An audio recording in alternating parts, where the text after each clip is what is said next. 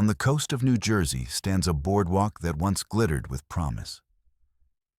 This is the dark story of Atlantic City, America's failed casino empire. At first, it was the dream of an entire state. Desperate politicians believed casinos would save a dying resort town, that gambling dollars would rebuild crumbling streets and restore faded grandeur. They promised jobs, prosperity, a future.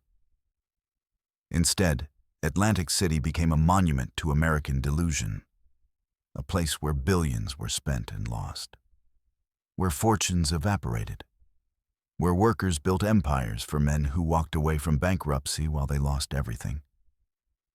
Here, the boardwalk that once hosted presidents now watches over vacant lots where casinos stood.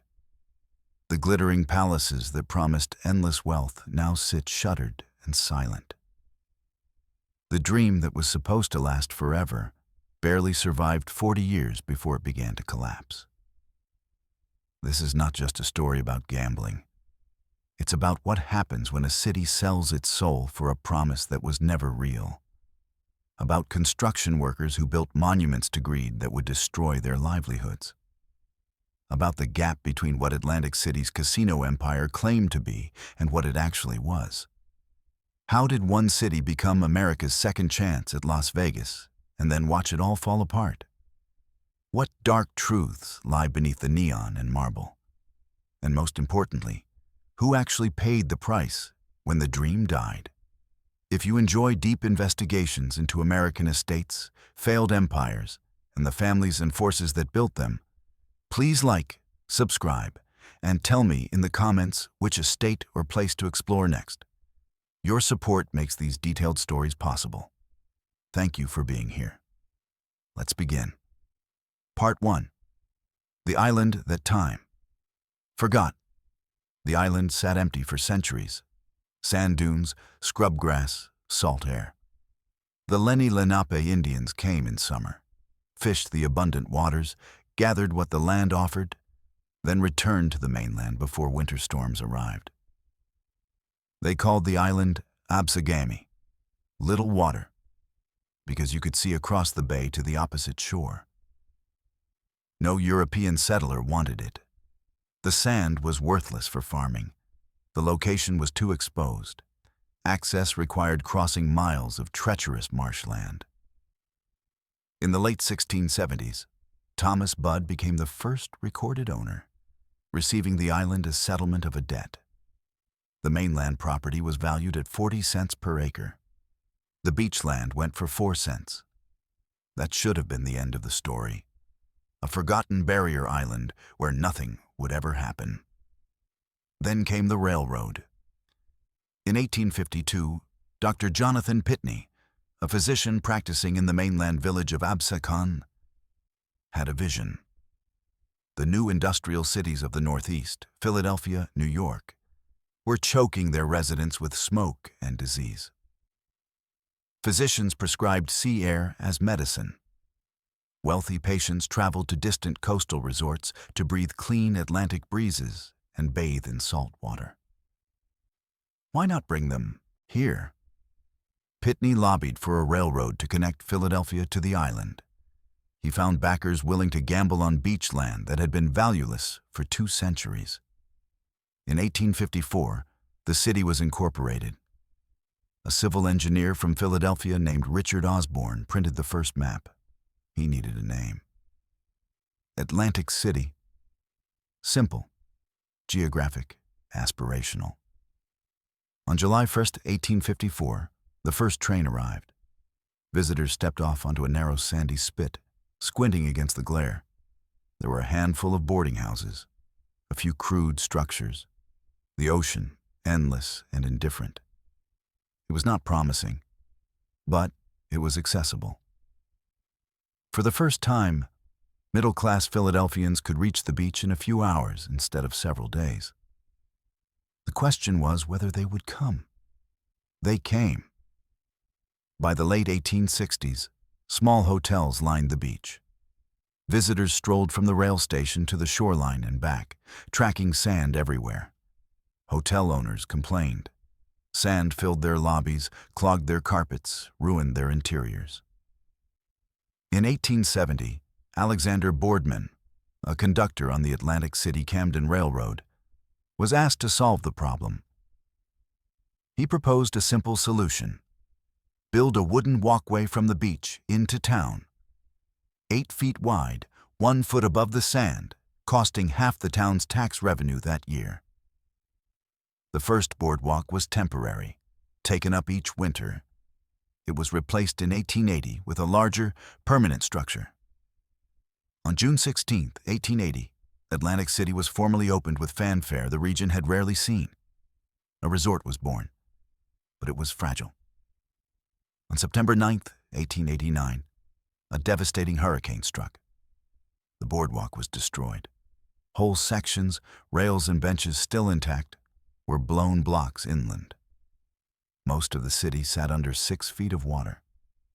The ocean met the bay at Georgia Avenue. The island nearly returned to the empty state it had occupied for centuries. They rebuilt. By the 1900 census, Atlantic City had over 27,000 residents, up from 250 just 45 years before.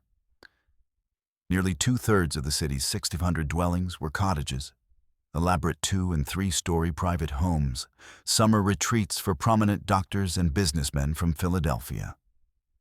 Beautifully manicured lawns and magnificently decorated interiors made these homes symbols of the city's glory days.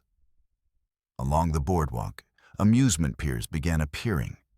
Steel Pier, Million-Dollar Pier, structures that jutted into the ocean offering entertainment for everyone.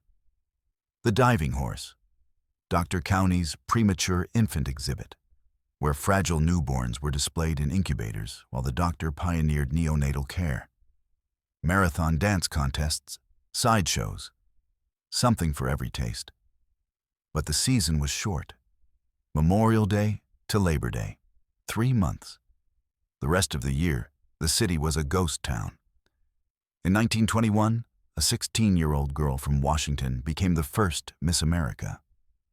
The pageant extended the tourist season and gave Atlantic City a new identity: glamour, beauty, aspiration. Through the 1920s and 1930s, Atlantic City became the world's favorite playground. Entertainers from vaudeville to Hollywood graced the stages of the piers.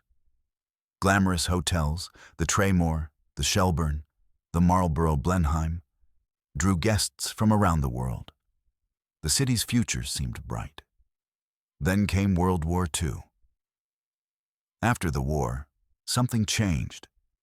The love affair ended, possibly because of air travel opening Florida and the Caribbean, possibly because of the westward shift of population, possibly because of the city's visible deterioration, possibly because tastes changed. Whatever the reason, tourists stopped coming. By 1960, Atlantic City's population dropped below 50,000 and continued falling in every census for the next 40 years. One local joked in the early 1970s that you could roll a bowling ball down the boardwalk and not hit a single person. The grand hotels aged without investment. Paint peeled, roofs leaked, interiors turned shabby. The amusement piers closed one by one. The cottages that had symbolized prosperity were subdivided into cheap rooming houses or torn down. The beach remained beautiful. The ocean still crashed against the shore. But no one was watching. Atlantic City leaders faced a crisis. How do you revive a dead resort town when no one wants what you're selling anymore? Someone had an idea. Not a new idea, but a desperate one. If they could bring casinos to Atlantic City, people would come to gamble, see shows, shop, just like Las Vegas. The only problem was that casino gambling was illegal everywhere in America except Nevada. So they would have to change the law. The campaign began in 1974. The first referendum asked New Jersey voters to approve casinos statewide at 4 sites. Ministers preached against it from pulpits. Opponents warned of organized crime, moral decay, and social destruction. The referendum failed, 60% to 40%, in 19 of New Jersey's 21 counties. The boosters regrouped. They crafted a narrower message. This time, casinos would be restricted to Atlantic City alone. They would be tools of urban redevelopment, not just gambling halls. A portion of casino revenues would help the state's elderly with their bills.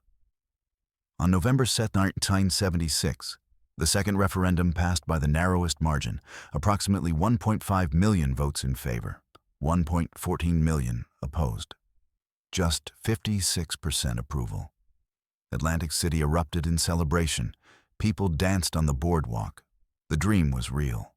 Salvation was coming. They had no idea what they had just unleashed. Part 2. The gold rush, the law was passed. Now someone had to build the casinos. The first to move was Resorts International, a company that had been quietly positioning itself for this moment.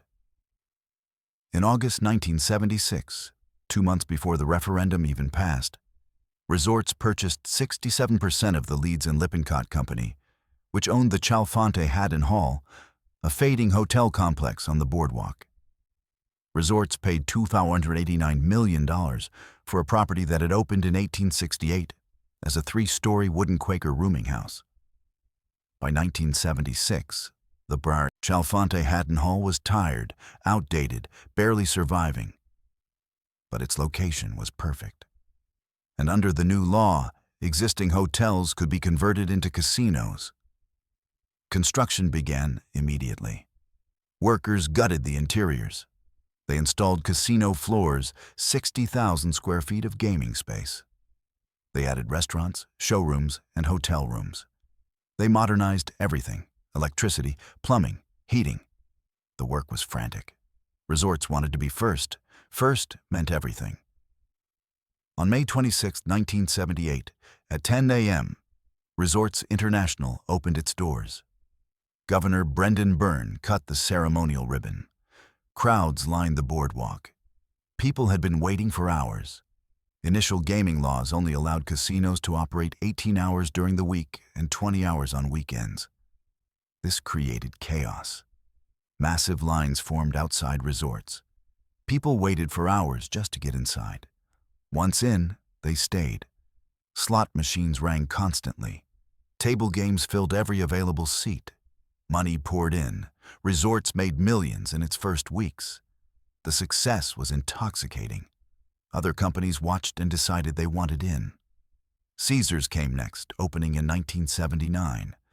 Then Bally's Park Place in 1979. Harrah's Marina in 1980. The Golden Nugget in 1980. The Sands in 1980. The Claridge in 1981. The Tropicana in 1981. Through the 1980s, casinos sprouted along the boardwalk like monuments to ambition. Each one larger, more expensive, more extravagant than the last. Billions of dollars flowed into Atlantic City. Construction crews worked around the clock. Architects designed palaces that rivaled anything in Las Vegas. The skyline transformed. Where fading Victorian hotels had stood, glass and steel towers climbed into the sky. The promise seemed real. Jobs appeared by the thousands. Casino workers, construction laborers, hotel staff, restaurant cooks, dealers, security guards, maintenance crews. Atlantic City's unemployment rate fell. Tax revenues rose. The downtown filled with activity for the first time in decades. But beneath the glitter, the machine was already grinding workers into the gears. Casino jobs paid better than most alternatives in the region. A dealer could make $30,000 a year with tips, more than double minimum wage. Housekeepers earned $8 to $10 an hour when factory work paid $5. For Atlantic City residents who had watched the economy collapse through the 1960s and 1970s, these were good jobs. But the work was punishing. Dealers stood for 8-hour shifts, often longer. Casinos operated 24 hours a day. Schedules rotated constantly. Night shifts, swing shifts, split shifts. Sleep became irregular. Family life suffered. The smoke was relentless. In the 1980s, Smoking was permitted everywhere inside casinos.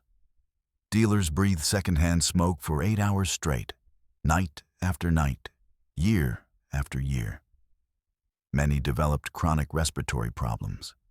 Housekeepers cleaned rooms on impossible schedules. 15 rooms per shift was standard. Check the bathroom, change the sheets, vacuum, dust, restock supplies. 20 minutes per room if you moved fast. Faster if you wanted to finish on time. Backs ached. Knees gave out. Women in their 40s moved like they were 60. Security guards walked miles every shift, patrolling floors, watching for trouble, breaking up fights between drunk gamblers. Kitchen workers stood over hot stoves in basement kitchens, no windows, poor ventilation, preparing meals for thousands of guests every day. The jobs were not bad. They were better than nothing. But they were hard, physically demanding, often demeaning, and always expendable. Casinos could replace workers in hours. Everyone knew it. Yet for a while, in the early 1980s, Atlantic City looked like the promise was being kept. Revenue climbed every year. More casinos opened, more workers were hired.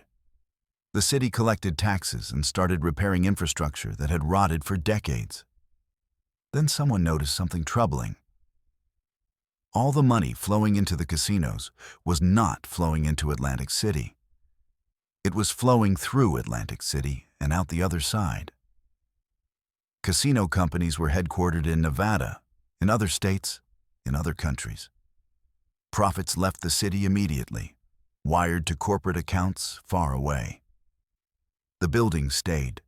The jobs stayed for now. But the wealth accumulated elsewhere. The neighborhoods beyond the boardwalk and Marina District remained poor. Vacant buildings still lined the streets. Crime stayed high. Schools stayed underfunded. Poverty persisted despite billions of dollars being won and lost in buildings less than a mile away. A stark division formed. Tourism-intensive areas, the boardwalk, the casinos, glittered with investment and activity. The adjacent working-class neighborhoods remained blighted, dangerous, forgotten. Visitors arriving by car or bus passed through these neighborhoods quickly, windows rolled up, doors locked, heading straight for the casino entrance. The casinos did not lift Atlantic City. They created two cities, one for tourists and gamblers, one for the people who actually lived there. And then came Donald Trump. Part 3. The Man Who Promised Everything. Donald Trump arrived in Atlantic City in the early 1980s, fresh from completing Trump Tower in Manhattan. He was 37 years old, hungry for expansion, convinced he could succeed anywhere. New York was crowded with other developers, other egos, other claims to greatness. Atlantic City seemed different, open, less competitive. And most importantly, it offered the chance to own something no one else in New York had. Casinos. Trump's first move was to acquire Harrah's at Trump Plaza in a partnership deal. The casino opened on May 14, 1984, on a narrow 2.6-acre plot of land next to Caesars. The complex contained 614 rooms, 7 restaurants, a showroom, and a 60,000-square-foot casino. 5 months after opening, the name changed to simply Trump Plaza to avoid confusion with Harrah's Marina. Trump promoted the casino aggressively. His name appeared on the building in enormous letters. He hosted high-profile boxing matches. Mike Tyson fought there. So did Evander Holyfield. Trump cultivated an image. Rich, successful, a winner. The casinos were proof. In 1985, Trump bought his second Atlantic City property, Trump Castle, later renamed Trump Marina.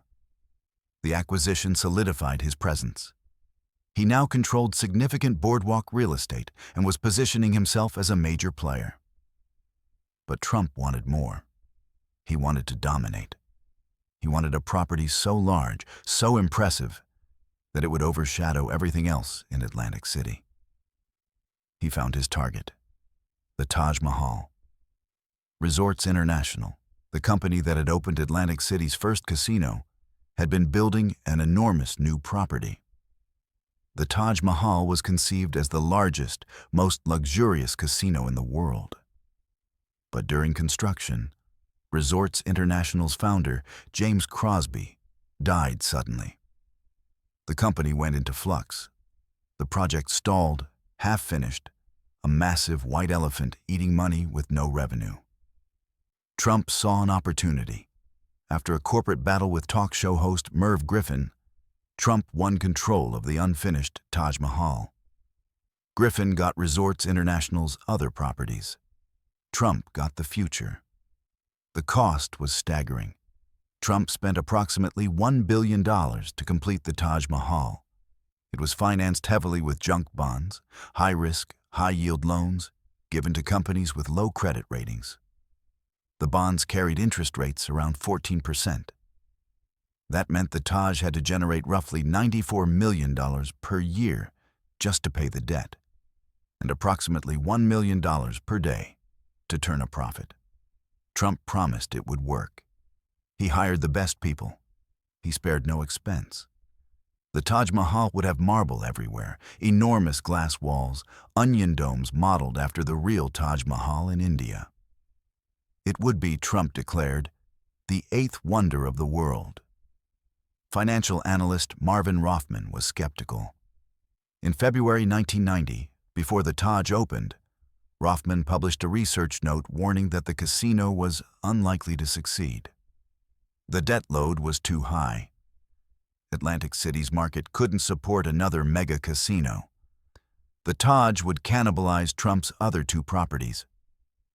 Trump called Rothman the day the note was published and demanded he retract it. Rothman refused. Trump threatened legal action and pressured Rothman's employer, Janney Montgomery Scott, to fire him. The firm complied. Rothman would later sue and win a $750,000 arbitration award for wrongful termination. He also sued Trump for defamation and settled out of court. But Trump got what he wanted: the critical voice silenced before opening day. On April 5, 1990, the Trump Taj Mahal opened with a party as lavish as the casino itself. Michael Jackson was the guest of honor. Robin Leach, celebrity journalist to the stars, captured the spectacle for television. The Taj made $2 million on its opening day. It looked like a triumph. Rothman had been exactly right. Within months, it became clear the Taj could not sustain the debt. The casino was cannibalizing Trump Plaza and Trump Marina. Combined gambling revenues at the three properties dropped by $58 million the year the Taj opened. Gamblers shifted from Trump's older properties to the new one, but total spending stayed flat. Trump was competing with himself. At the same time, Atlantic City's overall gambling revenues flattened.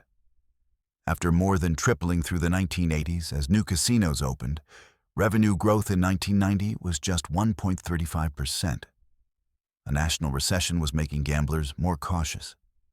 Every casino in Atlantic City felt the pressure. But Trump's casinos, loaded with debt, were uniquely vulnerable.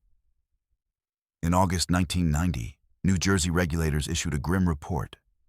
Trump's holdings carried $3.4 billion in debt, including $1.3 billion on the casinos and $832.5 million in loans personally guaranteed by Trump. Regulators warned that the possibility of a complete financial collapse of the Trump Organization was not out of the question. In November 1990, the Taj Mahal missed its debt payment. In July 1991, the Trump Taj Mahal filed for bankruptcy. In 1992, Trump Plaza and Trump Castle followed into bankruptcy. The bankruptcies were catastrophic for everyone except Trump. Contractors who had built the Taj were devastated. Martin Rosenberg, whose company provided glass, mirrors, and doors, said Trump's bankruptcy nearly destroyed his business. He and other contractors settled for less than they were owed. Some went bankrupt. Some lost their businesses. Beth Rosser, whose father ran Triad Building Specialties, said it took 3 years to recover any money owed for work on the casino.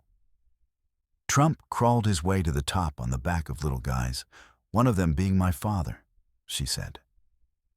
He had no regard for thousands of men and women who worked on those projects.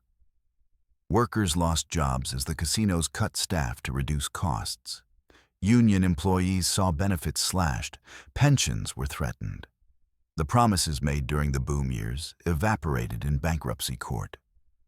Trump, meanwhile, negotiated deals with creditors that allowed him to avoid personal bankruptcy. He gave up equity in the casinos, but remained in control. He reduced his personal debt obligations. He kept his name on the buildings. In 1995, Trump took his casino company public as Trump Hotels and Casino Resorts. The company raised $525 million, which was used in part to pay off $330 million in bonds that had been guaranteed by a company Trump controlled, as well as almost $30 million that Trump personally owed to 2 banks. Shareholders bought the debt. Trump celebrated his 50th birthday at the Taj Mahal with the Beach Boys on stage. News articles said he was back. Some even quoted Rothman, the analyst Trump had gotten fired, giving Trump credit for turning things around. But the numbers told a different story. From 1997 to 2010, Trump's 3 Atlantic City casinos, the Taj Mahal, Trump Plaza, and Trump Marina, shed half their employees and dropped more than 40% of their revenue. While many casinos in Atlantic City struggled during this period, Trump's casinos lost about 37% more employees and 33% more revenue on average compared to competitors. Trump's casinos went through 4 bankruptcies total. No other large American business has been through more than 3. In 2004, Trump Hotels and Casino Resorts filed for bankruptcy again. Trump resigned as chairman. In 2009, Trump Entertainment Resorts filed for bankruptcy yet again. Trump resigned from the board and reduced his stake to 10% in exchange for the continued use of his name. By 2009, Trump had largely cut ties with Atlantic City. His casinos continued operating under his name, but he no longer controlled them. He had extracted what he could and moved on. The workers, the contractors, the city itself were left to deal with the wreckage. Part 4. The Great Collapse. For a while, Atlantic City's casino industry held together despite Trump's failures. Other operators, Caesars, Harrah's, Borgata, managed their properties more carefully. Revenue fluctuated but remained strong through the 1990s and early 2000s. By the early 2000s, Atlantic City casinos were generating roughly $4 billion annually. Then the ground beneath the entire industry began to shift. The problem was simple. Atlantic City had enjoyed a monopoly. From 1978 through the early 1990s, it was the only place east of the Mississippi where you could legally gamble in a casino. If you lived in New York, Philadelphia, Boston, Baltimore, Washington, D.C., and you wanted to play blackjack or slots, you went to Atlantic City. No other option existed. That monopoly was the foundation of everything. It was why casinos could charge premium prices for hotel rooms, why they could fill properties year-round, why revenues kept climbing even when the city itself remained troubled. The monopoly ended. In the 1990s and 2000s, state after state legalized gambling. Pennsylvania, Delaware, Maryland, New York, Connecticut. All states within driving distance of Atlantic City, all states whose residents had once been captive customers. The shift was gradual at first. A casino here, a casino there. But by the mid-2000s, the effect was undeniable. Atlantic City's revenues peaked in 2006 at $5.2 billion. Then they began to fall. Slowly at first, then faster. Pennsylvania was particularly devastating. Philadelphia and Pittsburgh, cities that sent millions of visitors to Atlantic City every year, opened their own casinos. Why drive 2 hours to Atlantic City when you could gamble 20 minutes from home? By 2013, Atlantic City's casino revenue had fallen to $2.9 billion. It's nearly half the 2006 peak.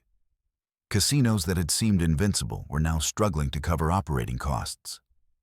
Then came 2014, the year everything fell apart. In January 2014, the Atlantic Club Casino Hotel closed. It was bought out of bankruptcy court by two competitors, Tropicana and Caesars, who stripped it for parts and shut it down. In June 2014, Revel Casino Hotel, a $2.4 billion property that had opened just 2 years earlier, announced it would close after failing to find a buyer.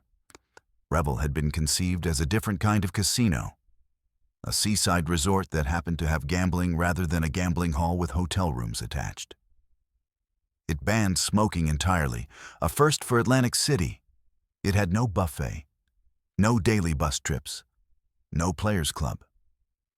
The experiment failed spectacularly. Revel filed for bankruptcy twice in 2 years and closed on September 2014. On August 31, 2014, Showboat Casino Hotel shut down. Caesars Entertainment, the owner, decided the property was no longer profitable and closed it despite the fact it was still making money. The decision was strategic. Fewer casinos meant less competition for the remaining properties. On September 16, 2014, Trump Plaza closed. It was the last of Trump's original Atlantic City properties to go. The building sat vacant for years before being imploded on February 17, 2021, in a controlled demolition that took just seconds to erase decades of history. By the fall of 2014, Atlantic City's gaming market had shrunk from 12 casinos to 8. Thousands of workers lost their jobs.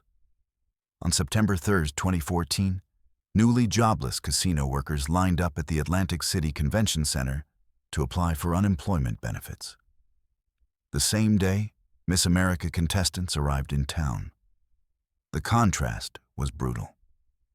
The U.S. Bureau of Labor Statistics reported in December 2014 that Atlantic City had lost 9,900 jobs in the past 12 months, the most of any metropolitan area in the nation. The closures seemed to stabilize the market briefly.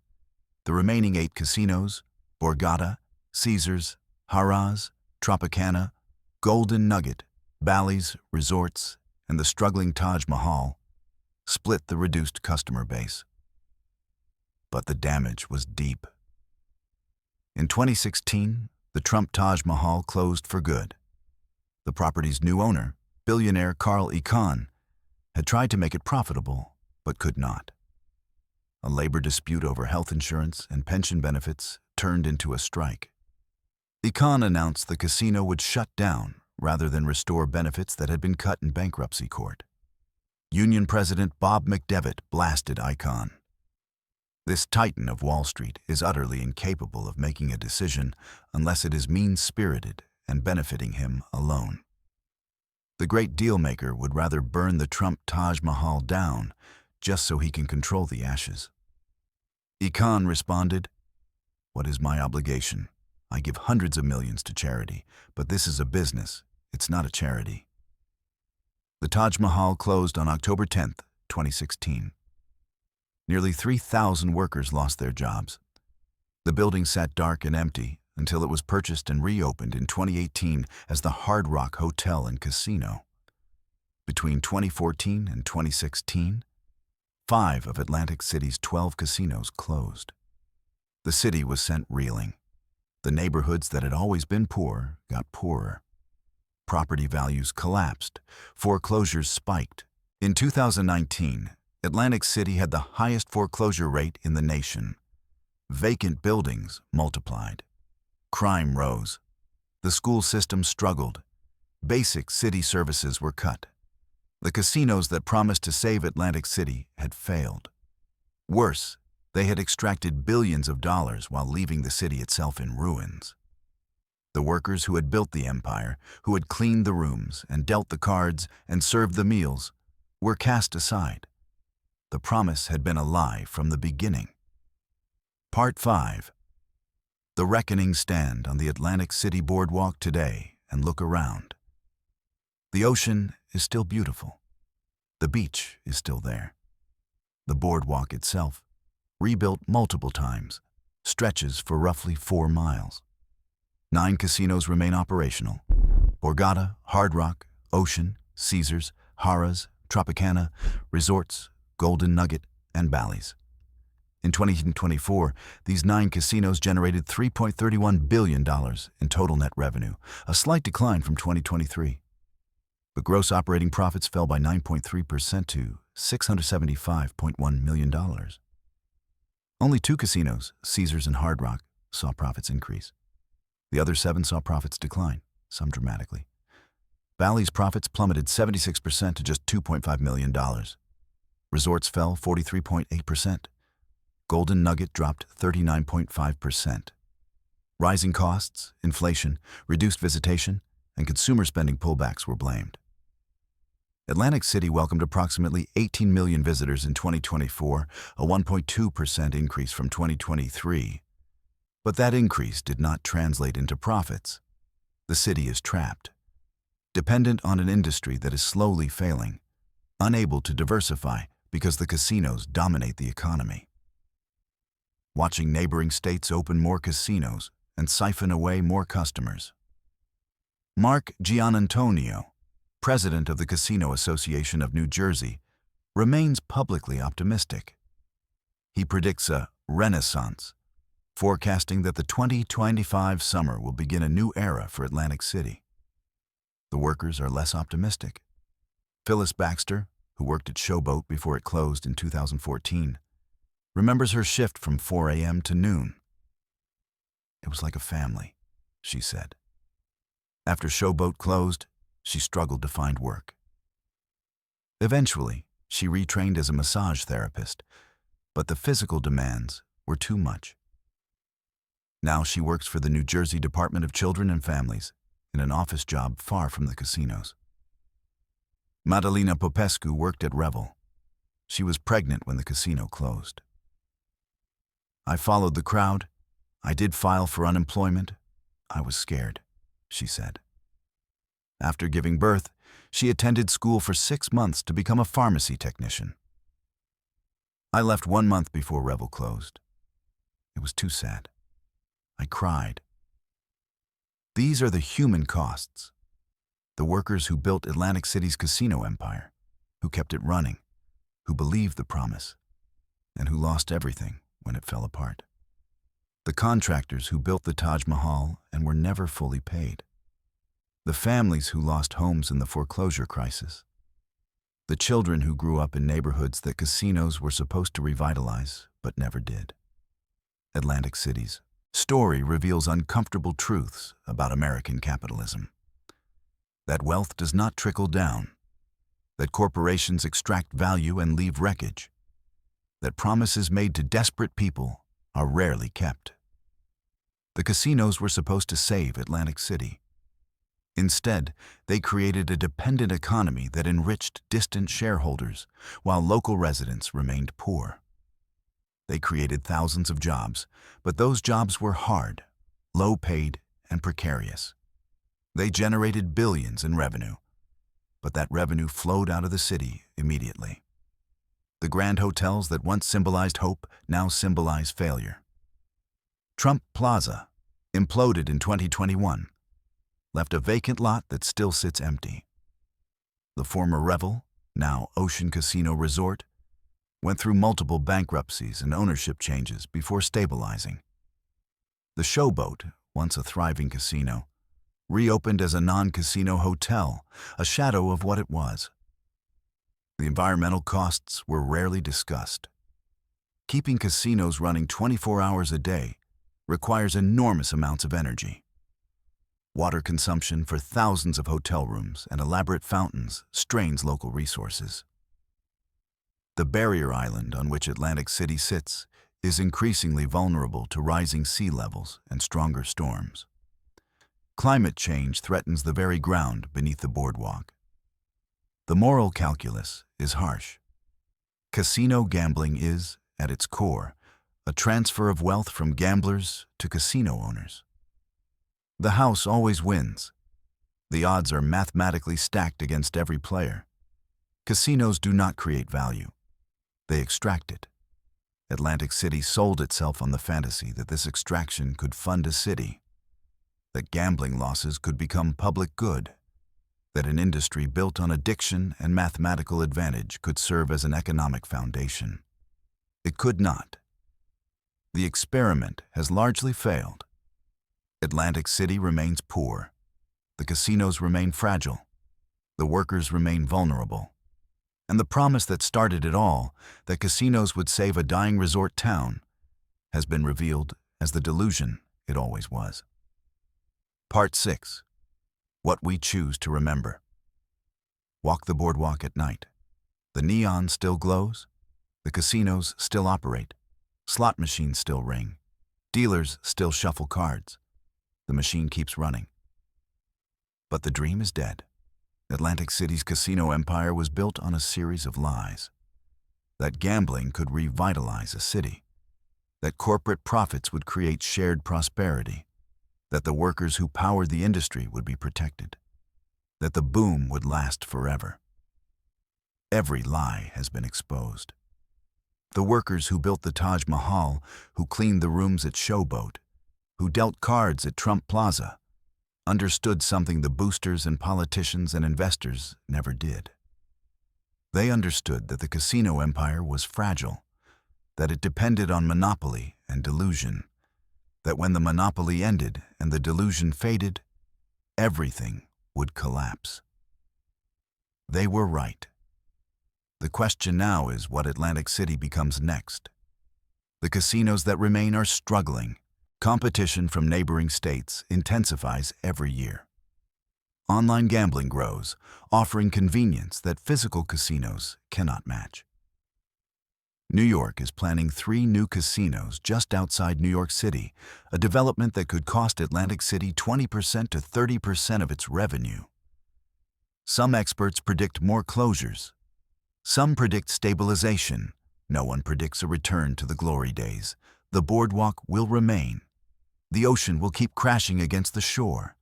The beach will still be there, beautiful and indifferent. But the casino empire that was supposed to last forever is slowly dying. Atlantic City's story is a warning about what happens when a community sells its future for a false promise, about who profits when empires rise and who pays when they fall, about the distance between the glittering facade and the grinding reality beneath it. The mansions at Biltmore and Mar-a-Lago and Waddesdon survive because they transformed. They opened their doors. They became museums, heritage sites, public resources. They found new purposes beyond private wealth. Atlantic City's casinos cannot transform. They are what they are. Machines designed to extract money from gamblers. When that extraction slows, when the customers go elsewhere, the machines stop working. The workers knew this from the beginning. They knew the jobs were temporary. They knew the boom would end. They knew that when it did, they would be the ones who paid. They were right. Stand on the boardwalk and look back at what remains. 9 casinos, shrinking profits, a city still struggling, workers still precarious, an industry that promised everything and delivered wreckage. The lesson is clear. Beauty built on exploitation is fragile. Empires built on delusion collapse. And the people who do the work, who keep the machine running, are always the ones left holding the ashes when the dream burns out. Atlantic City's casino empire was America's second chance at Las Vegas. It failed. Not because of bad luck. Not because of poor management alone. Not because of factors beyond anyone's control. It failed because the model was broken from the start. Because an industry built on taking money from desperate people could never create lasting prosperity.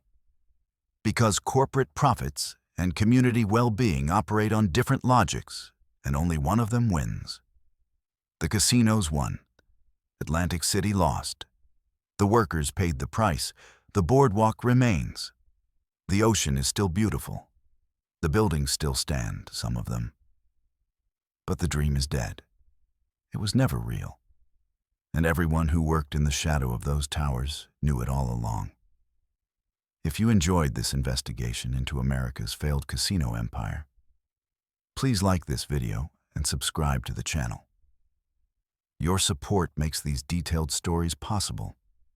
Tell me in the comments which estate, failed empire, or American landmark should we explore next. These places aren't just buildings or cities. They're chapters in America's story, built by real people, paid for with real costs, and left behind as evidence of what we chose to value and what we chose to destroy. Thank you for watching. I'll see you in the next investigation.